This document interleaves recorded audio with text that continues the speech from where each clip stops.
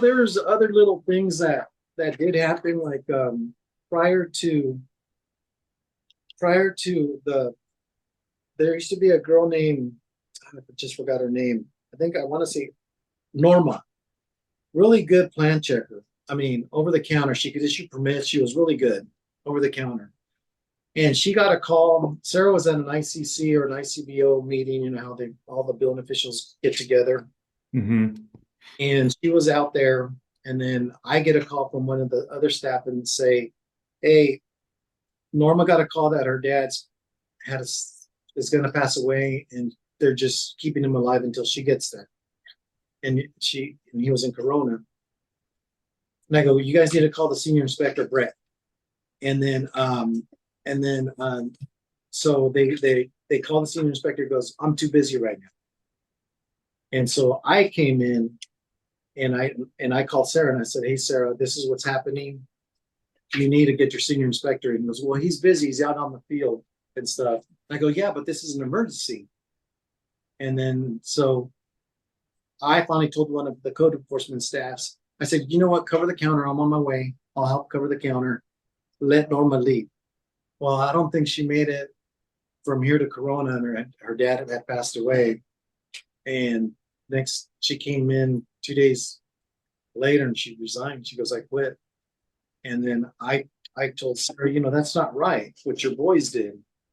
And she goes, "Well, Lionel, they were busy." And I go, "Come on, Sarah, that's not right what they did." I go, "You know better than where they were at." And I go, "Does Deanna at the time, does Deanna Leon?" And I go, "Does she know what you guys did? Why Norma quit?" And she goes, "No."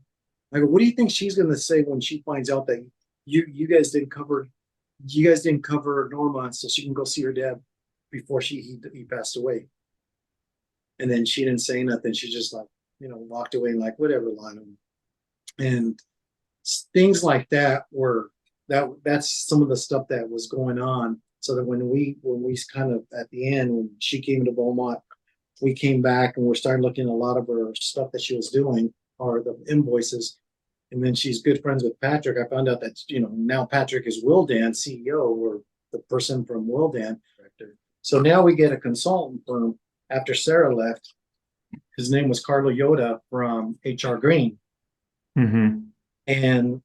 And I, before Sarah left, I go, "Hey, who's Wildan? Who's the main guy from Wildan?"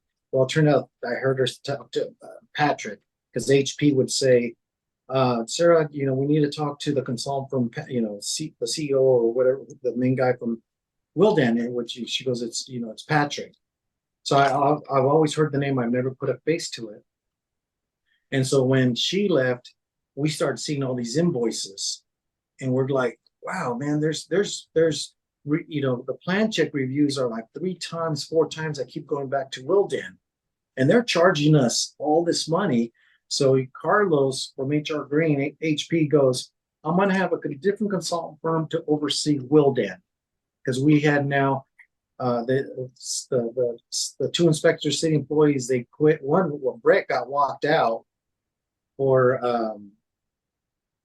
I guess ethics or something. He did something else, and then Sal quit, and then little by little the building staff that the counter started leaving.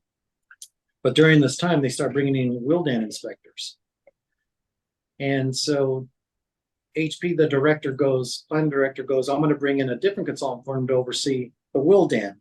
And so we're sitting there. And so we got to meet Carlos, and now we're looking at the invoices of 35,000 a month, up to 80,000. We're saying, "Wow." And I go, and then we started backtracking, because HP would say, it's your department, you run it, but you're going to answer it. You're going to have to answer for it. So once a week we would meet, and he goes, "Okay, Lionel, tell me about code enforcement, where are we at, sensitive cases. Sarah, tell me about the building, where we're at." So we would do that. How are we in the budget? Oh, we're doing good. So every mid-year we would have to request more money to pay Wildan. So during this time now, Sarah's Beaumont, Carlos came from HR Green, and we're seeing these invoices, and we asked him to itemize the invoices, because they would just give us a bill, but they didn't tell us how many inspections they were or anything like that. And some of them, they'd say, "Oh, we're charging you 50 inspections."